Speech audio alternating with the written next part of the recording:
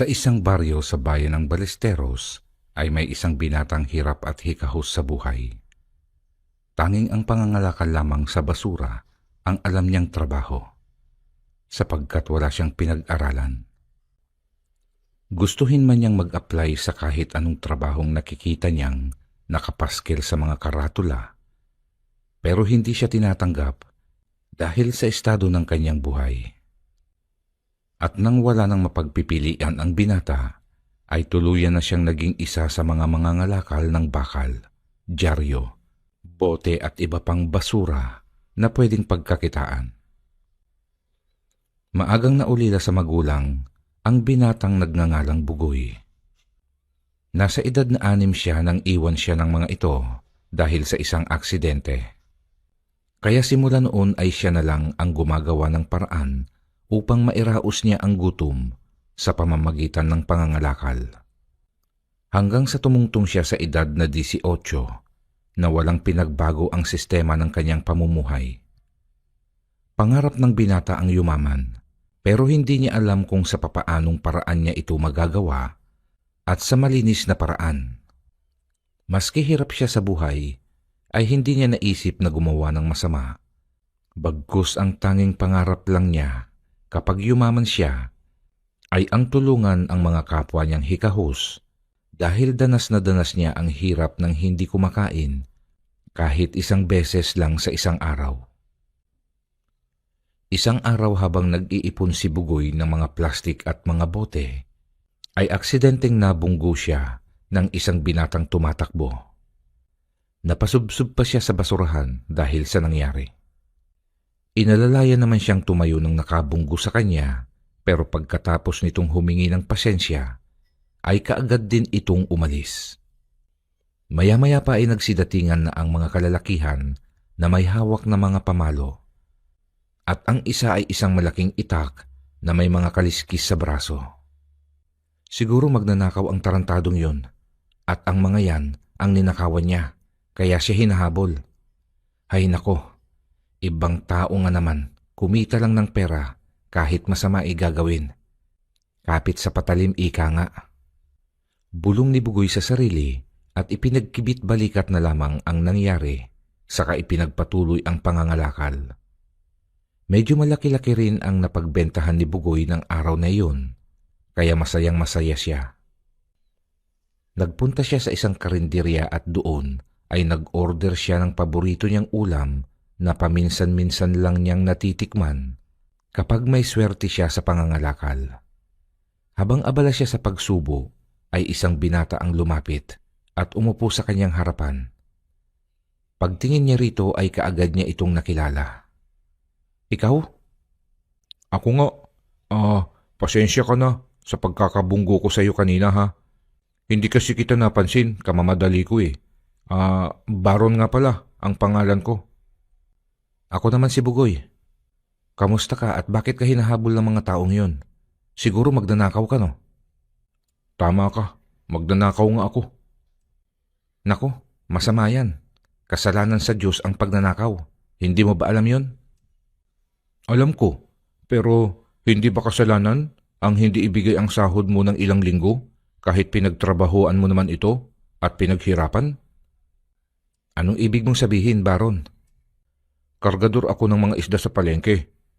Ang nakita mo kanina na lalaking may hawak ng itak, amo ko yon. Bukod sa malupit na, hindi pa ibinibigay ng wasto ang sahod ko, kaya ninakawan ko siya. Pero yung eksaktong sasahurin ko lang naman ang kinuha ko, at walang sobra. Kahit na, pagnanakaw pa rin yun eh. Basta, para sa akin tama lang ang ginawa kong yun. O siya, mag-order ka pa ng pagkain. Sagot ko ang bayad. Huwag ka mag-alala. Sa malinis na paraan at sariling pawis ko nang galing ang perang ito. Kaya hindi sasakit ang tiyan mo. O sige, ikaw ang bahala. Unang araw pa lang ng pagkikita ni Bugoy at Baron, ay magaan na ang loob nila sa isa't isa.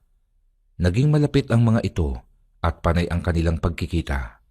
Hanggang sa umabot sa puntong naging matalik silang magkaibigan.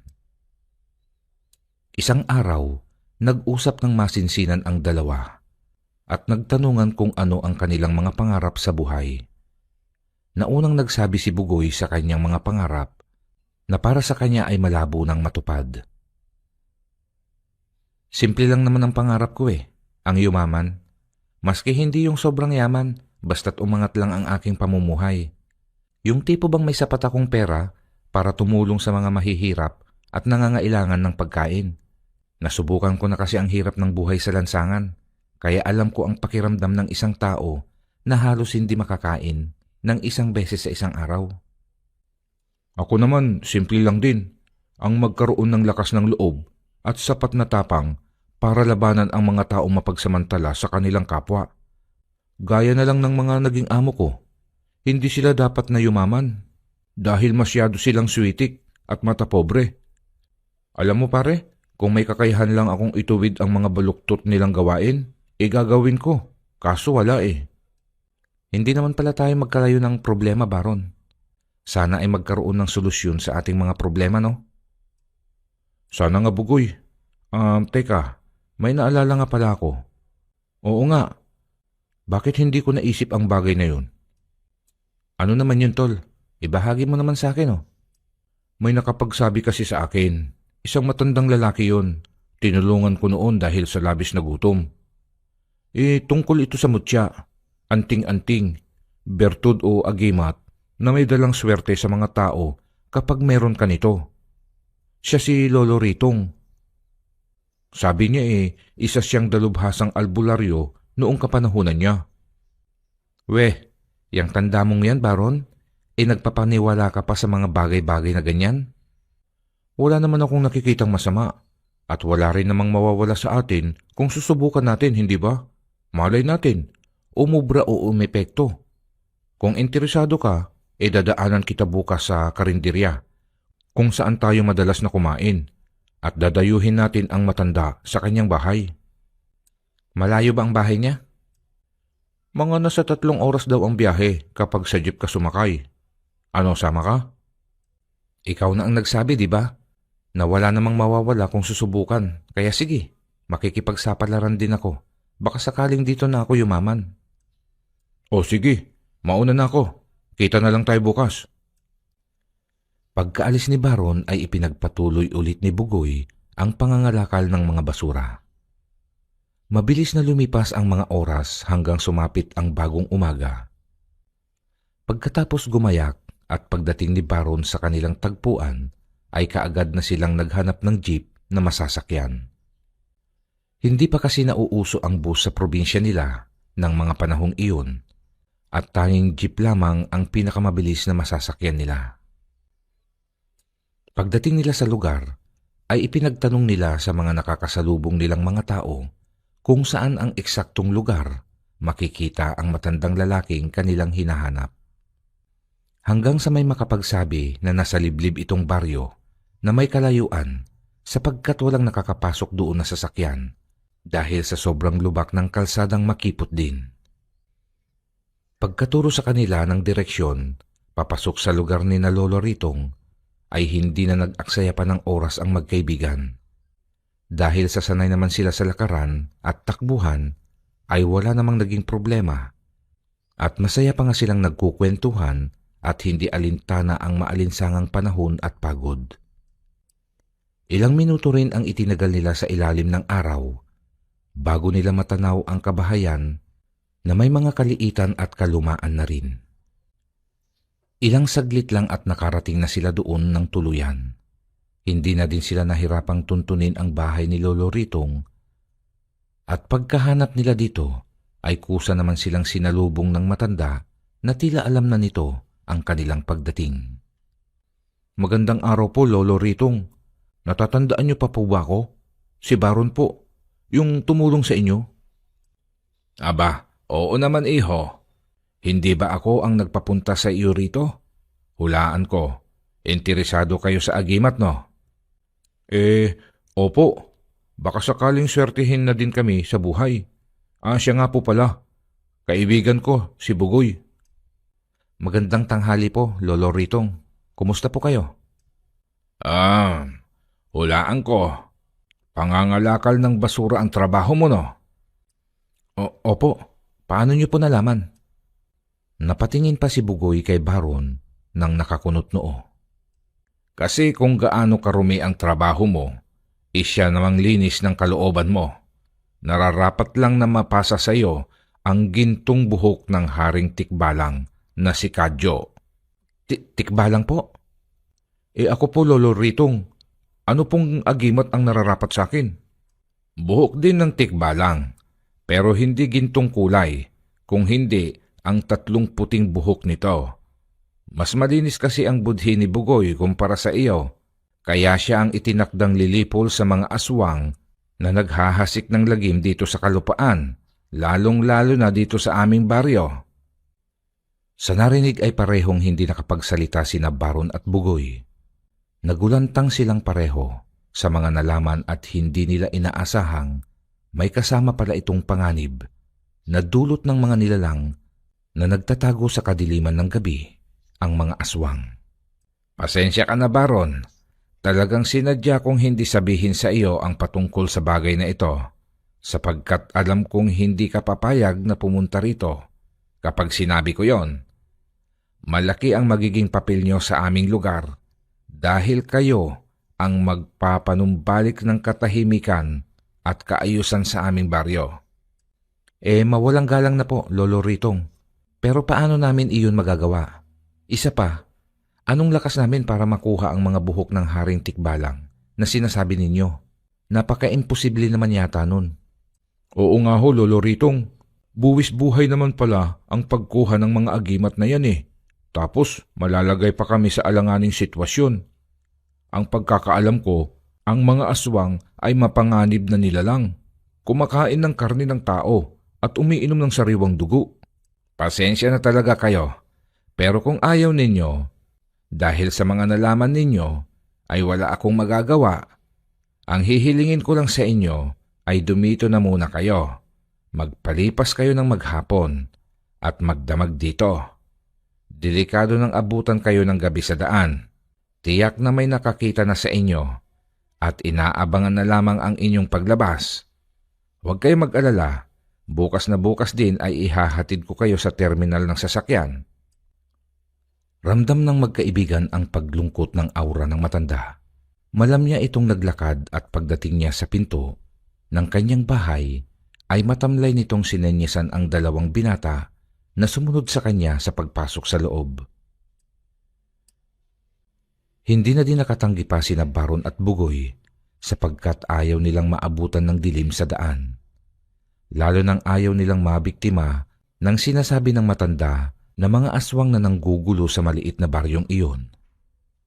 Mabilis na lumipas ang mga oras hanggang sa sumapit na nga ang gabi. Mga nakakakilabot na alulong ang namumutawi sa paligid na ikinatayo ng balahibo ng magkaibigan. Mukhang may aatake na namang aswang ngayong gabi. Sana naman ay wala silang mabiktima ngayon sa mga residente. Hali kayo at maghapunan na tayo. Huwag niyo na lamang pansinin ang mga alulong na iyon. Lolo Ritong, iyon na po ba ang tinutukoy niyong mga aswang? Nakakakilabot ang kanilang mga alulong eh. Tagos hanggang sa buto.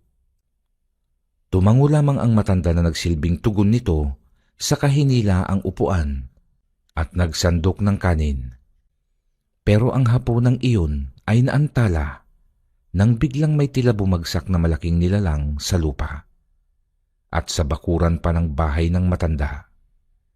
Hindi nakaimik sina Baron at Bugoy na tinitigan lamang sila ng makahulugan ni Lolo Ritong at tila sinasabing huwag silang gagawa ng anumang ingay.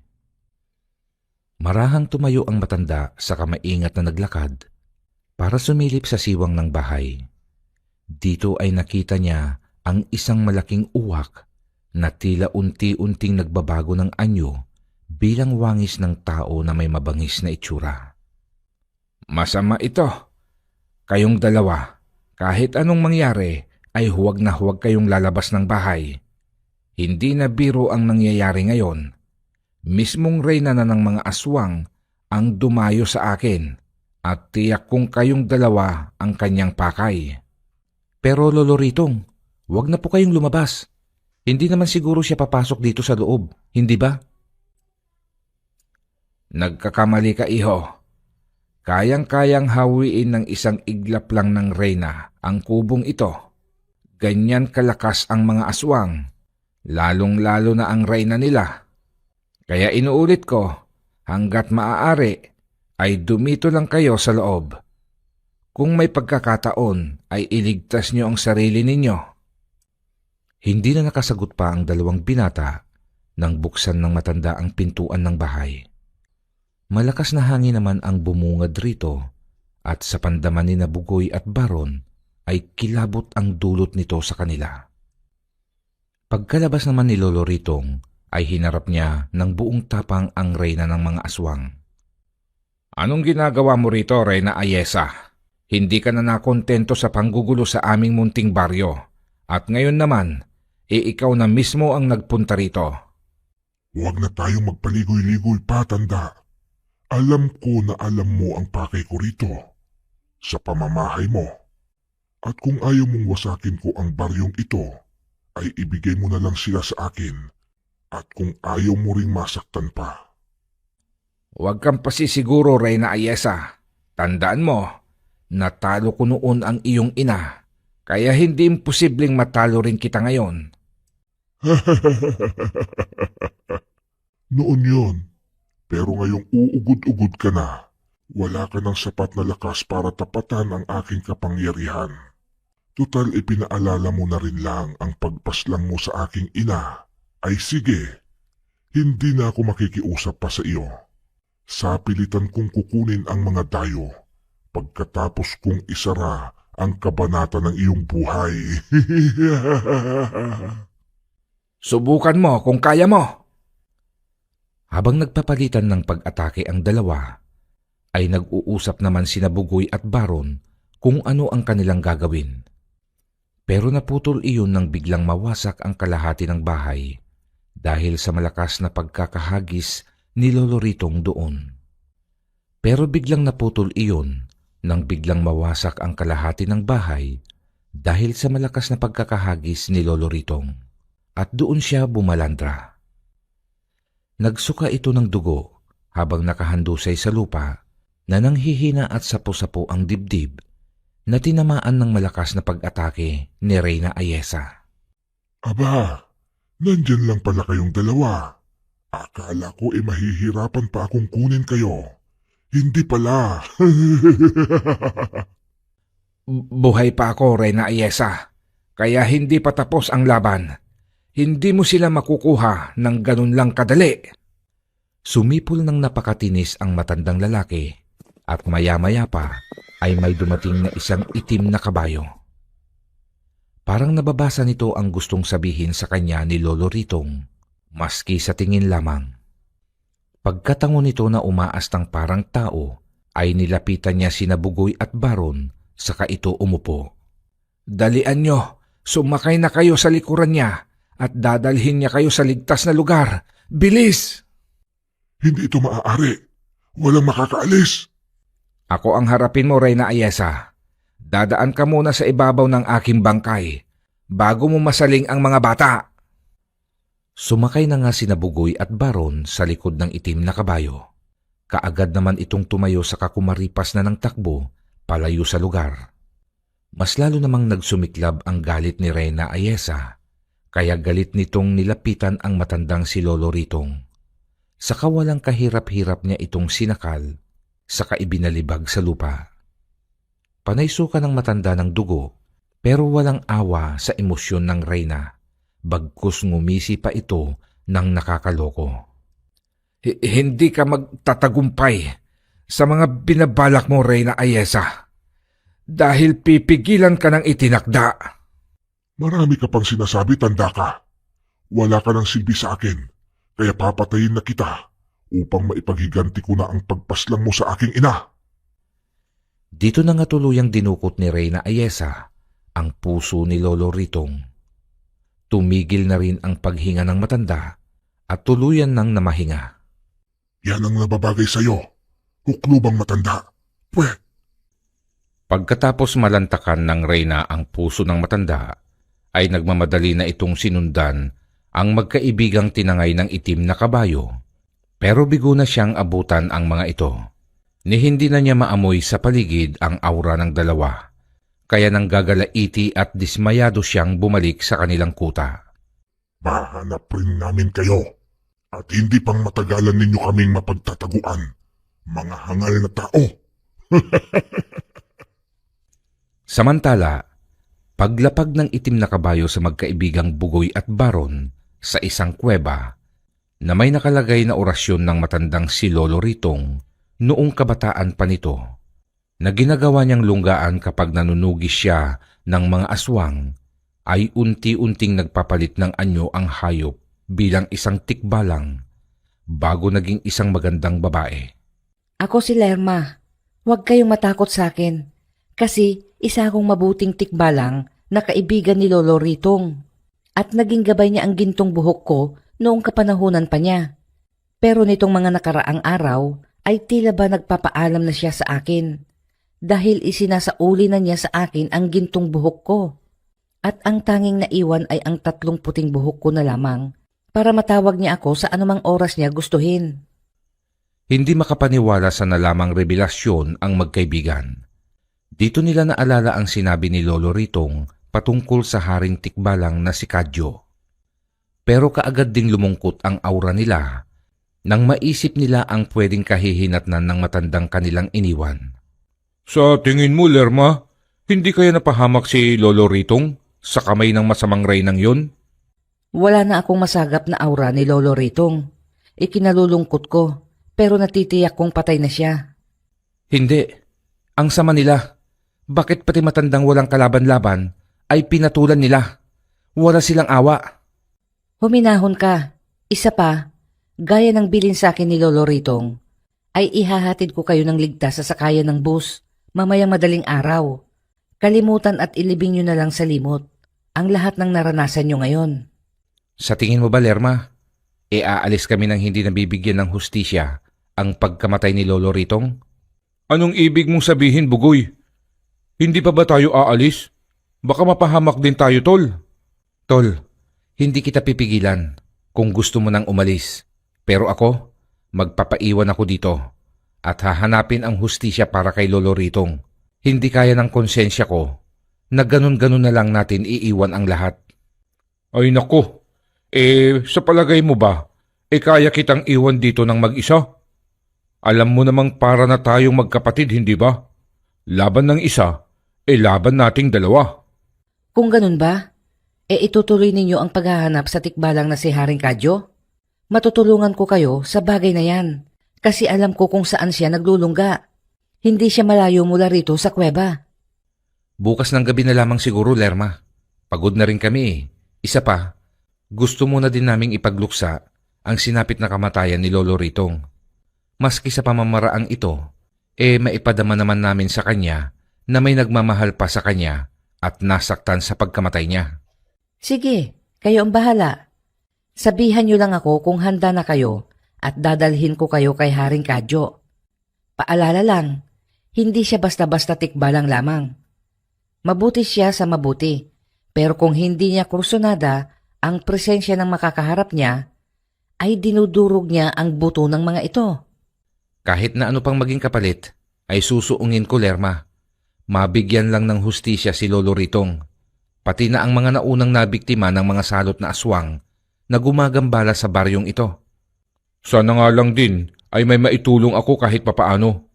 Nang sa gayon maprotektahan naman kita, Bugoy, sakaling masuong ka sa panganib.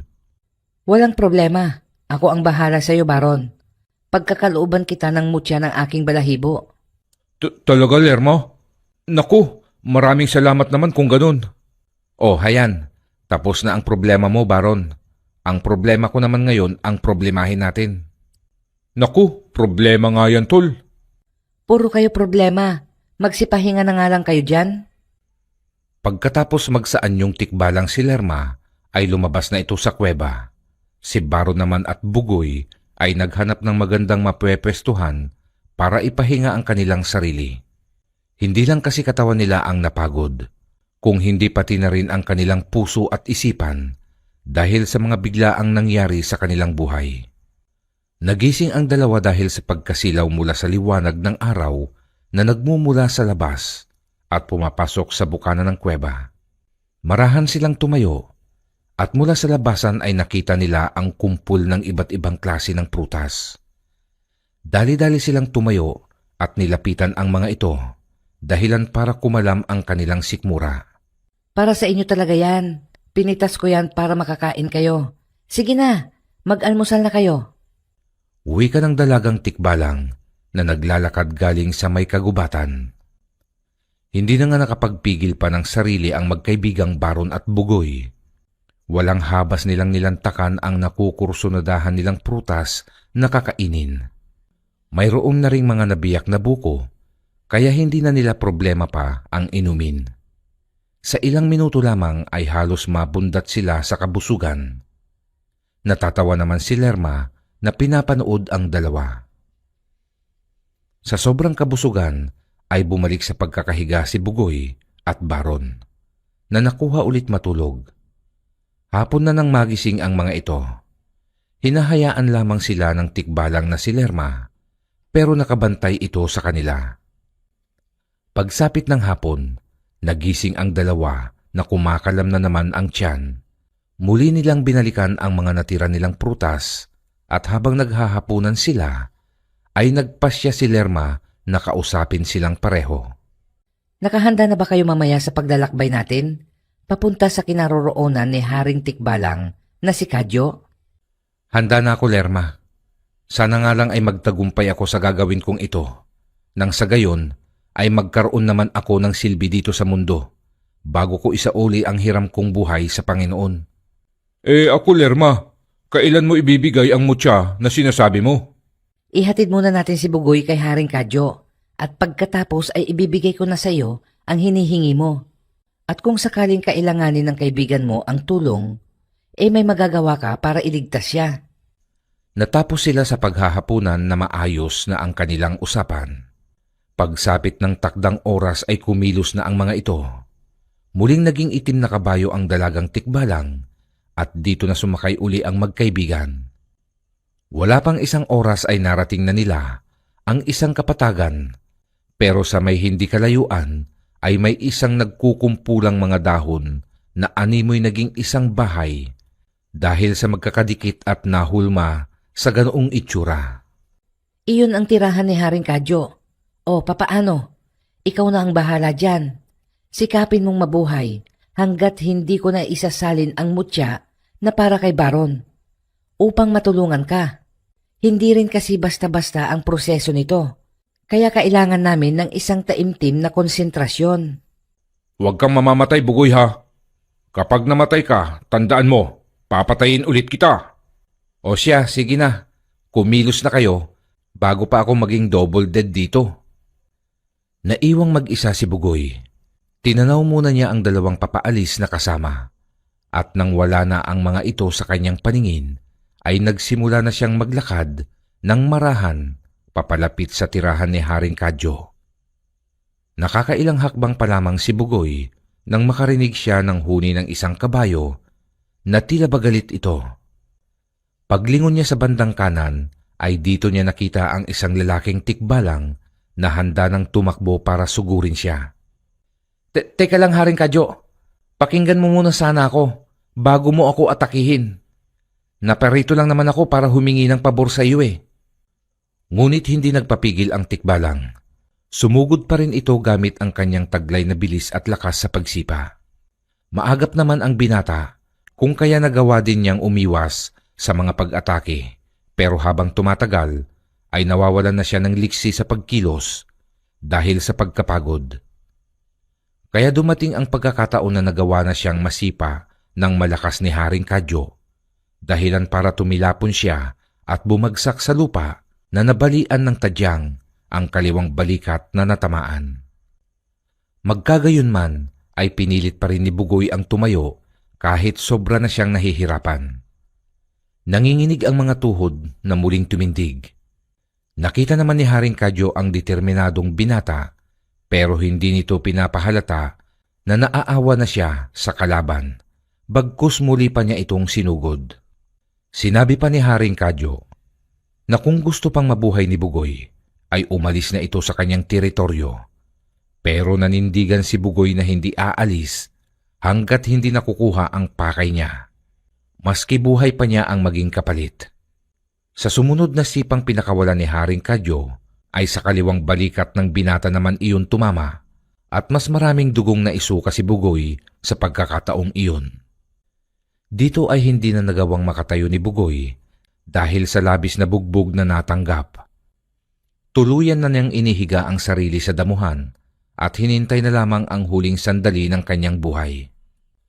Samantala, nasa masinsinang pagsasalin pa rin ng kapangyarihan sina Lerma at Baron.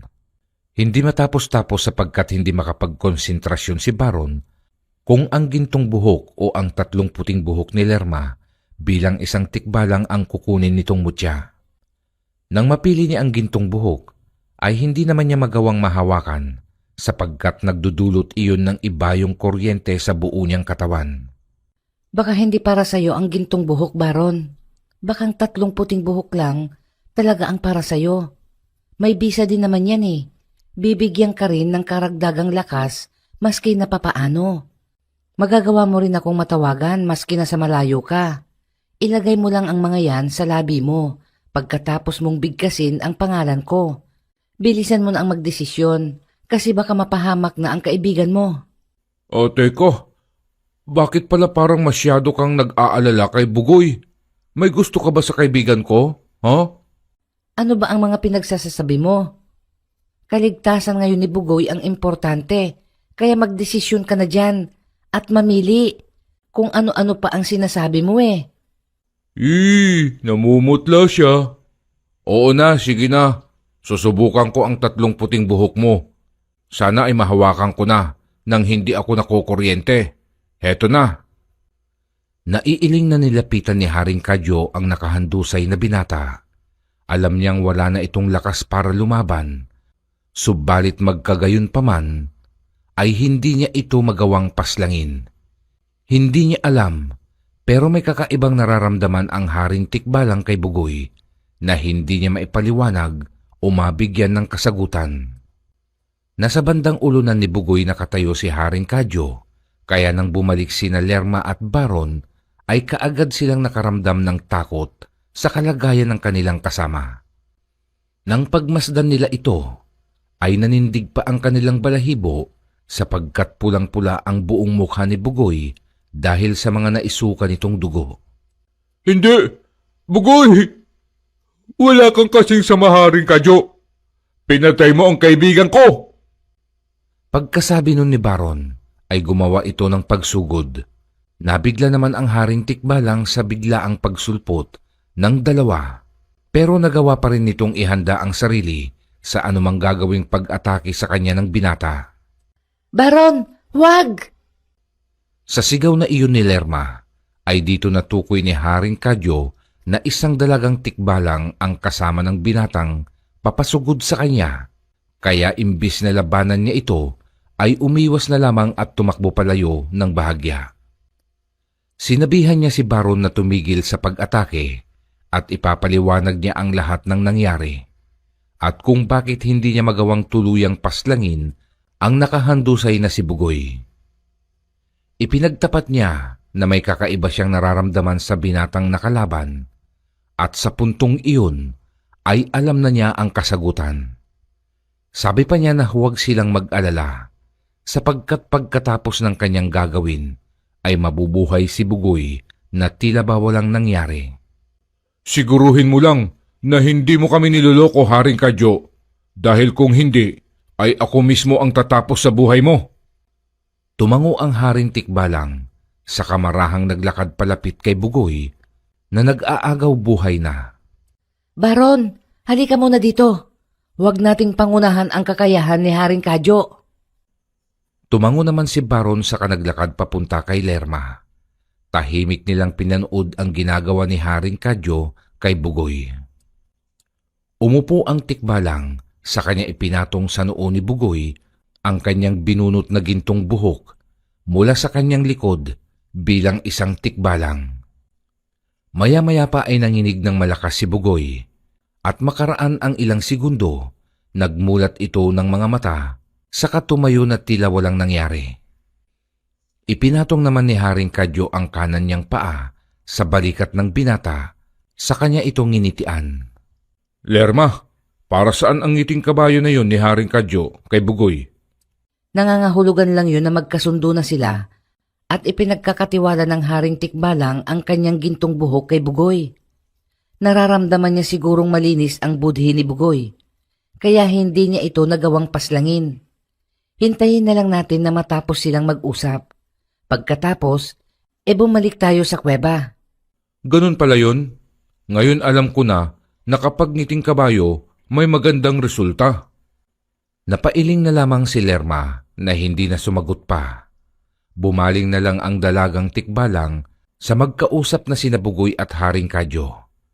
Nang matapos ang masinsinang pag-uusap ng dalawa, tumayo na ang mga ito, saka naglakad papunta sa kakaibang bahay ni Haring Kadyo, at nang makapasok ito sa loob, ay kusa itong naglaho na parang bula.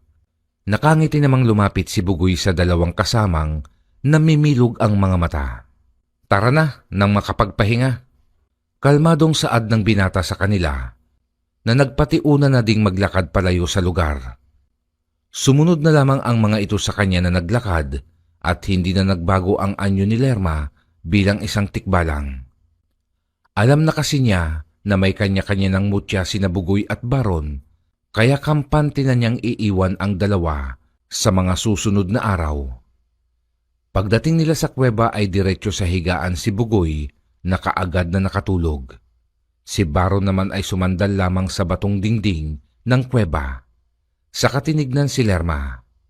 Ngumiti ito at saka ininguso ang natutulog ng kaibigan. Bumusangot naman ang dalagang Tikbalang saka lumabas.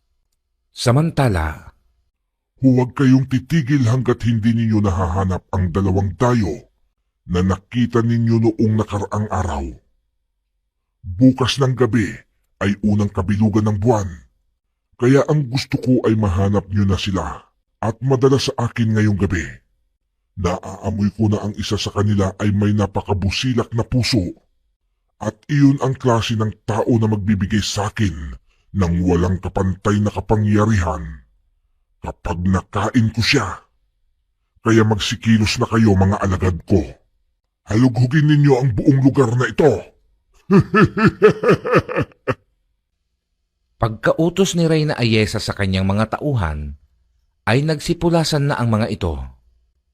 Nanaginip naman si Bugoy ng madugong labanan, kaya napabalingkwas siya mula sa pagkakahiga. Naramdaman naman siya ni Baron na nakaidlip din habang nakasandal sa dingding ng kuweba. Oh, Bugoy, tila yata binabangungot ka. Oo, pero parang hindi basta bangungot lang eh. Parang totoong nangyari. At sa kutob ko, ngayong gabi mismo. Teka, parang sa baryo nila Lolo Ritong ang lugar sa panaginip ko ah. Nasaan si Lerma? Nasa labas, tawagin ko ba? Pwede ba? Importante kasing makapunta tayo kaagad sa baryo. Dahil kung totoo ang napanaginipan ko, nanganganib ang buhay ng mga residente doon sa kamay ng mga aswang. O sige, teka lang. Kaagad na sinambit ni Baron ang pangalan ni Lerma. Sa kanya inilapat sa kanyang labi ang 3 puting buhok ng dalagang Tikbalang. Kaagad naman itong dumating. Bakit kayo napatawag sa akin? May problema ba? Lerma, kung maaari sana, ay dalhin mo kami ngayon din sa baryo ni na Lolo Ritong. May pangitain akong napanaginipan at hindi ito kanais-nais. Maaari ba? O sige, walang problema. Si Baron na ang bagong tagapangalaga ng 3 puting buhok ko. Kaya hindi na ako makakatanggi, maski sa iyo, Bugoy. Kasi? Manahimik ka nga dyan. Magpapalitan nyo na ako. Bahagyang natawa na lamang si Baron at hindi na sumagot dahil kasalukuyan ng nagiging isang ganap na tikbalang na si Lerma bago ito tuluyang naging kabayo. Kaagad namang sumakay si Bugoy at sumunod na din si Baron. Mabilis nang kumaripas ng takbo ang tikbalang palabas sa gubat at nang makarating sila sa baryo, makaraan ang ilang minuto, ay naramdaman nila ang presensya ng mga aswang. Pagkababa nila sa likod ni Lerma, ay bumalik na ang dalaga sa anyong tao. Paparating na sila. Hindi ako nagkamali ng hinala. Ngayong gabi ay maghahasik sila ng lagim para lang mahanap tayo. Heto ang plano. Lalabanan natin ang mga aswang ng sabay-sabay. Pero mamaya ay hahanap ako ng tiyempo para makapuslit. Haharapin ko ang kanilang reyna para pagbayarin sa kanyang mga kasalanan. Sigurado ka? Hindi mo na kailangan ang tulong namin? Kung ubusin kaya muna natin ang mga alagad niya, pagkatapos ay 3 tayong haharap sa kanya. Tama si Baron Bugoy. Baka mapahamak ka lang sa gagawin mo. Hindi basta aswang lamang si Reyna Ayesa. Isa siyang reyna. Sa tingin ko madaling araw na. Malapit ng mag-umaga. Bago sumikat ang araw, kailangan ng maibaon sa lupa ang reyna. Sa pagkakaalam ko, unang kabilugan ng buwan na bukas ng gabi. Mas malakas na ang aswang sa oras na iyon. Kakapusin na tayo sa oras, kaya sumunod na lamang kayo sa aking plano. Sige na nga. Ikaw ha, mag-iingat ka. Huwag ka mamamatay. Mabibiyuda ka agad itong si Lerma. Hoy Baron, manahimik ka nga dyan. Puro ka talaga kalokohan. Pati si Lerma pinagtitiripan mo. Malapit na sila, kaya humanda na kayong dalawa. Tahimik lamang na nakiramdam ang 3 sa isang sulok. Makaraan pa ang ilang minuto, ay may mga kaluskus na at yabag na papalapit sa baryo. Nang makita nila ang mga aswang, ay dito na rin sila lumantad. Nakipagtagisan pa sila ng talas ng tingin sa mga ito ng ilang segundo. Wala na sa bokabularyo namin ang masindak sa inyo mga aswang. Pero mamaya lang ay ipaparanas namin sa inyo ang mabahag ang buntot habang iniisa-isa namin kayong kitilan ng buhay. Tama na ang kasamaan ninyo mga aswang. Masyado na kayong maraming napipirwisyong tao. Na walang kalaban-laban ninyong nilalapa. Alam namin na kaming dalawa ni Baron ang pakay ninyo. Kaya kung gusto nyo kaming makuha, ay umpisahan nyo ng gawin. Nang sa gayon, magkaalaman na kung sino ang matitirang buhay at sino ang titimbuwang sa lupa. Ang tanging naisagot ng mga aswang ay ang matitinis nilang pag-alulong bago nagsipagsugod. Ang unang aswang na nakaharap ni Baron ay kaagad niyang pinataob sa pamamagitan ng isang suntok lamang. Halos mawala sa ayos ang panga ng nakasagupa niya dahil sa malakas niyang suntok. Malakas na sipa naman ang pinakawalan ni Lerma sa kanyang nakalaban na tumilapon pa ang mga pangil sa lupa bago tuluyang nalagutan ng hininga. Si Bugoy naman ay hinampas niya ng palad sa dibdib ang nakaharap na aswang at dahil sa lakas ay halos yumanig ang buong pagkatao ng nilalang na sumuka pa ng dugo bago bawian ng buhay. Grabe, ang lakas! Bugoy, ikaw ba talaga yan? Parang kalahating porsyento lang ang agwat ko sa iyo ah. Suntok na sa akin, tapos sa iyo palo pa lang. Malaki talaga ang pagkakaiba ng gintong buhok at 3 puting buhok, Baron. Isa pa, si Bugoy naman talaga ang tinatawag na itinakda na siyang lulupig sa natitirang lahi ng mga aswang. Magpasalamat na lang tayo, Baron, sa kung anong meron tayo ngayon. Tara na, umpisahan na natin gawin ang ating plano. Marahan silang naglakad papalapit sa mga aswang. Napapaatras naman ang mga kampo ng kadiliman dahil sa mga nasasaksihan. Pero dala lamang iyon ng pagkabigla. Pero wala silang balak na umatras. Lumipas ang ilang segundo ay bumalik na rin ang tapang ng mga ito. Pinalibutan nila ang 3 sa kasila sabay-sabay na umatake. Dito ibinuhos ni Lerma, Baron at Bugoy ang kanilang tunay na kakayahan. Lahat ng aswang na nakakalapit sa kanila ay kaagad na tumitilapon. Bumabagsak sa lupa na tirik ang mga mata, duguan ang bibig at hindi na humihinga pa. Tanging ang puwersa lamang nila, ang tanging sandata nila sa laban. Subalit sa sumunod na nangyari ay naalarma si Bugoy sapagkat ang mga taong nakatira malapit sa pinangyayarihan ng laban ay tila nabulabog ang mga tulog at nagsilabasan ang mga ito. Nalintikan na! Lerma, lumihis ka muna sa laban at sabihan ang mga tao na lumayo rito bago pa sila mapagdiskitahan ng mga aswang. Madali ka bago pa mahuli ang lahat. O sige, Bugoy. Masusunod. Aking mahal kamo. Tarantado. Pagkaalis ni Lerma para apulahin ang pagdami ng mga taong nanunood, isinunod namang kinausap ni Bugoy si Baron. Ikaw na muna ang bahala dito, Baron. Malapit na ang bukang liwayway, kaya kailangang magtuos na kami ni Reyna Ayesa. Paano mo siya matutuntun kung saan siya naglulungga? Mahihirapan kang hanapin siya niyan. Madali lang yan. Tignan mo ang gagawin ko. Dumampot ng isang aswang si Bugoy. Sa kanya ito sinakal sa leeg. Inutusan niya itong ituro at dalhin sa kinaroroonan ng kanilang reyna. Sa una ay nagpumiglas at nanlaban ang aswang, pero nang pagbantaan siya ng binata ay dito na ito pumayag. Sa batok hinawakan ni Bugoy ang aswang, sa kanya ito pinalakad pabalik sa kanilang kuta. Napahanga naman si Baron sa talas ng isip ng kanyang kaibigan. Naisip tuloy niya na ang dating isang kagaya niyang kargador lamang sa palengke at si Bugoy na isang hamak na mga ngalakal ng basura ay naging mga manunugis ng mga aswang at tagapagligtas ng mga tao.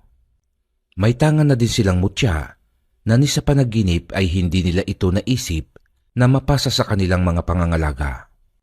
Nagpatuloy sa pakikipaglaban si Baron habang dinadala naman ng aswang si Bugoy kay Reyna Ayesa. Tapos na ding pagsabihan ni Lerma ang mga tao, kaya nagsibalikan na ang mga ito sa kani-kanilang mga bahay. Bumalik din ang dalagang tikbalang sa pakikipaglaban sa mga aswang. Palakad-lakad naman sa kanyang trono ang hindi mapakaling si Reyna Ayesa. Tiyak kasi niyang ang nasasagap niyang presensya ay hindi pangkaraniwan at alagad pa ng kabutihan. Ang hindi lamang niya matukoy ay kung sino ang nagmamay-ari ng aurang iyon na papalapit sa kanilang pinagtataguan. Hihintayin kita kasama ng traidor kong alagad na nagturo at nagsama sa iyo papunta dito sa aking teritoryo. Oy, ikaw, malayo pa ba? Ha? Bilisan mo, bago pa tayo abutan ng umaga rito. Tiyak na masusunog at matutupok ka. Sa pananakot na iyon ng binata sa aswang na hawak, ay muli itong nagpumiglas. Tagumpay naman itong nakawala sa kakumaripas ng takbo. Ngumiti naman si Bugoy dahil epektibo ang kanyang naisip na plano. Mabuti naman at nahulog ka sa plano ko, aswang ka. Ang tanging gagawin ko lamang ay maingat kang sundan. Mas mapapabilis na tiyak ang pagkikita namin ng inyong Reyna Ayesa. Tumawa pa ng hindi kalakasan ang binata, saka matuling sinundan ang aswang. Nang makita ni Reyna Ayesa ang alagad, ay kaagad niya itong nilapitan. Hindi na niya ito pinagsalita pa. Kaagad niya itong sinakmal sa leeg, saka ibinato sa lupa ang katawan. Walang karapatang mabuhay ang mga traidor at duwag na alagad ko dito sa mundong ito. Kaya nararapat lang sa iyo ang maparusahan, hangal. Ikaw naman na nagtatago sa kadiliman ng gabi. Ilantad mo ang iyong sarili at ako'y harapin. Pumalakpak pa ang binatang si Bugoy habang naglalakad palabas sa pinagtataguan. Dito namilog ang mga mata ni Reyna Ayesa sapagkat ang isa sa pinapahanap niyang dayo at ang magbibigay pa sa kanya ng walang katumbas na lakas ang nagmamay-ari ng kakaibang puwersang kanina pa niya nararamdaman. Lumapad din ang ngiti ng Reyna at pagkatapos niyang pagmasdan ng tingin ang binata ay saka pa lamang ito nagsalita. Aba, tignan mo nga naman ang swerte. Kusang lumalapit pa ang pinakahihintay kong pagkain. Napabaling pa ang Reyna sa pinatay niyang alagad niya saka umiling. Pasensya ka na. Dapat hindi sana kamatayan ang ibinigay ko sa iyo, kundi gawin sana kitang kanang kamay ko. Ikaw ang nagpadala sa akin ng taong pinahahanap ko. Pero wala na tayong magagawa dun kasi nangyari na ang nangyari. Tama ka. Siya ang nagdala ng taong nasa harapan mo ngayon. Pero hindi bilang isang pagkain mo, kung hindi, bilang supulturero ng iyong bangkay. Ako ang maghahatid sa iyo sa impyerno, Reyna Ayesa. Matapang. O sige, Tignan nga natin kung hanggang saan ang Hindi na natapos pa ni Reyna Ayesa ang dapat sana niyang sabihin nang isang iglap ay hawak na ni Bugoy ang kanyang leeg. Nabigla siya, lalo na nang malakas siyang suntukin sa muka ng binata. Hindi pa nakontento si Bugoy, binuhat pa ang Reyna sa kanya ito ibinato sa lupa. Segundo lamang ang dumaan at nakatayo na kaagad ang Reyna na tila ba walang nangyari. Tumawa pa ito ng malakas saka tumitig kay Bugoy ng masama. Sa kauna-unahang pagkakataon, ay ikaw pa lamang hambog na tao ang nakagawa sa akin ng ganito. Magsisisi ka sa ginawa mo. Wala akong pagsisisihan. Ako ang itinakda na siyang lilipol sa inyong mga kasamaan. Kaya ikaw ang dapat na magsisi sa iyong mga kasalanan. Hindi na sumagot ang Reyna, bagkus nagpalit ito ng anyo bilang isang aswang na bangkilan. Dumadagundong ang kapangyarihan nitong nag-uumapaw sa paligid hanggang sa magtagumpay itong makapagpalit ng anyo. Ngayon tao, tikman mo ang galit ko. Umatake ito kay Bugoy, nasalag naman ito ng binata, pero bahagya pa rin itong tumilapon. Pero imbis na matakot ay natuwa pa ang binatang itinakda, sapagkat alam niya at nararamdaman niyang siya ang mananalo sa laban. Wala na bang ibang ilalakas ang atake mo, ha, Reyna Ayesa? Sindakin mo naman ako kahit papaano, bago kita tapusin. Para namang hindi ka Reyna niyan eh. Anong sinabi mo? Nanggagalaiting muling umatake ang bangkilan.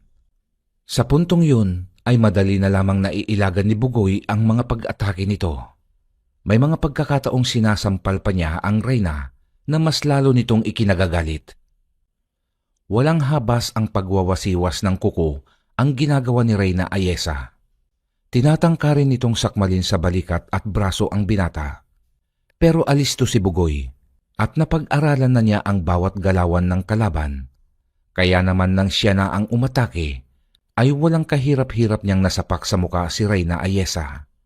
Dahilan para dumugo ang ilong nito at magkaroon ng pasa.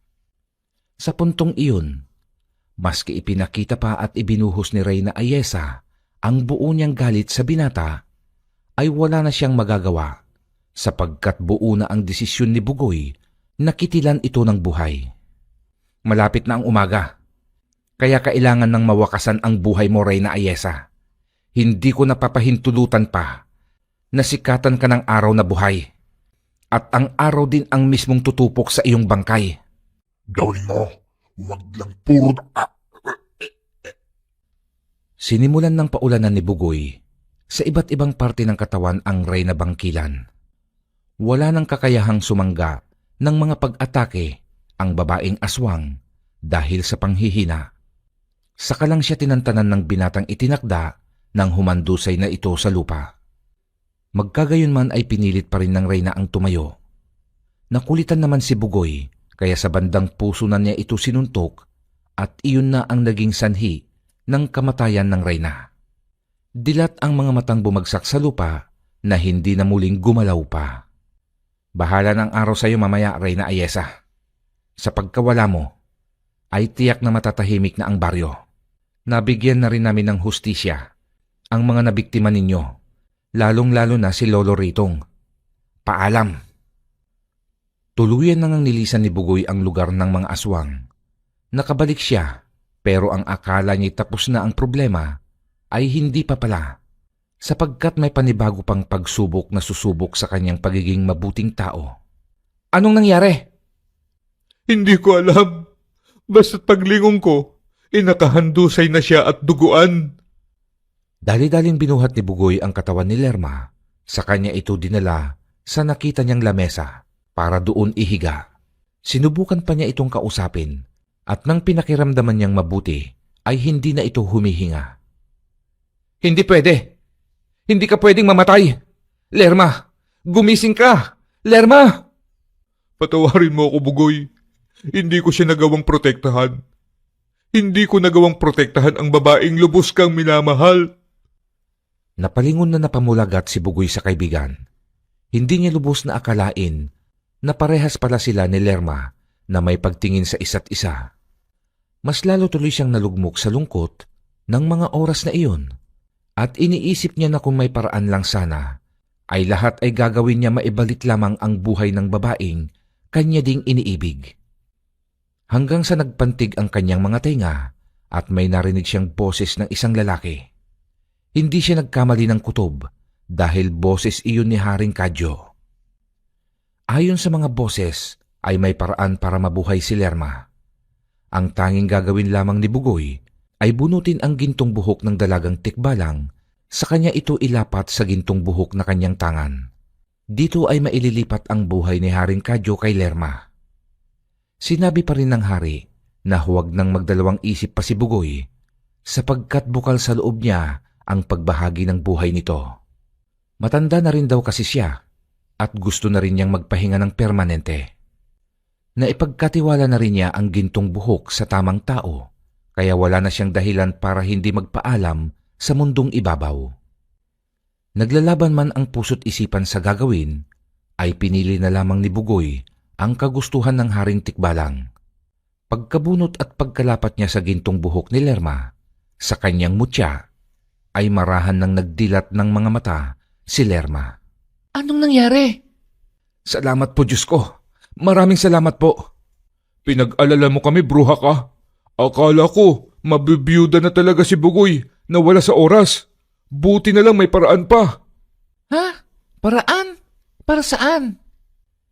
Ikwinento ng magkaibigan ang mga nangyari, pati na ang pagkamatay ng dalaga, at kung papaano rin nila ito nagawang buhayin.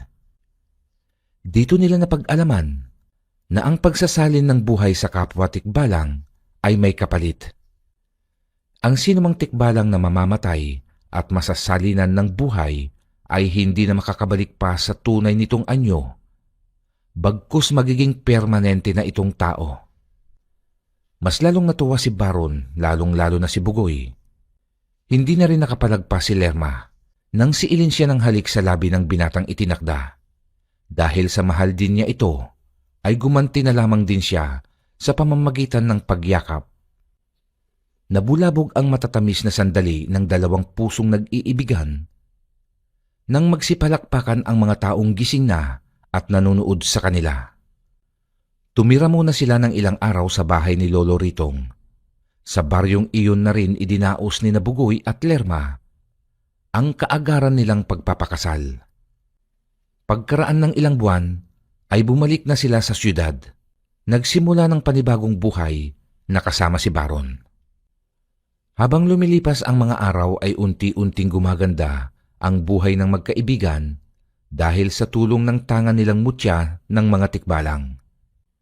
Hindi na rin nila nababalitaan na may mga aswang na nanggugulo sa baryong kanilang iniligtas. Naging tahimik na at payapa ang lahat sa tulong na rin ng Diyos na gumabay kay Baron at sa itinakdang si Bugoy, pati na si Lerma, na dati ay may kakaibang katauhan na hinding-hindi nila malilimutan, na tanging sila na lamang ang nakakaalam. Wakas.